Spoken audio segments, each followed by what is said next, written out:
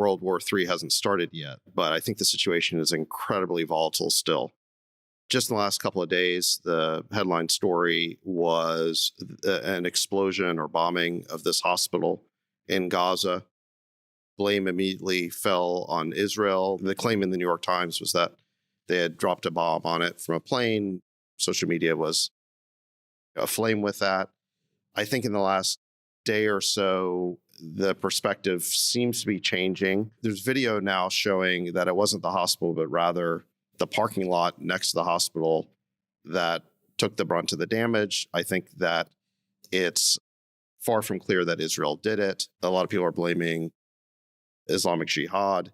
In any event, it's very unclear. So I'm going to continue to do what I've done, which is suspend judgment until there can be some sort of proper investigation of what happened and we find out exactly who's really responsible. But it does seem that over the last day or so, there's been now a backing off of the idea that Israel was definitely responsible for this. Nonetheless, you saw immediately in the wake of that story coming out that there were protests and riots all over the Middle East.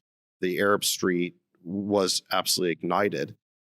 And I think that the Arab street's not going to be convinced that Israel wasn't responsible for this. I just think that they're convinced. And I think partisans on both sides are convinced about who did it, and they're going to be immune to whatever evidence comes out.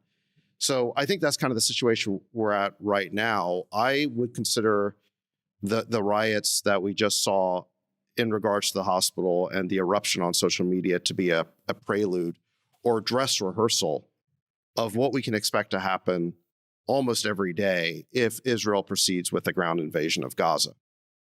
Now, they haven't done that yet, and that's why the situation seems tenuous but stable. But we're still waiting to find out if Israel's going to go into Gaza. And if they do, I think all bets are off in terms of where this is going.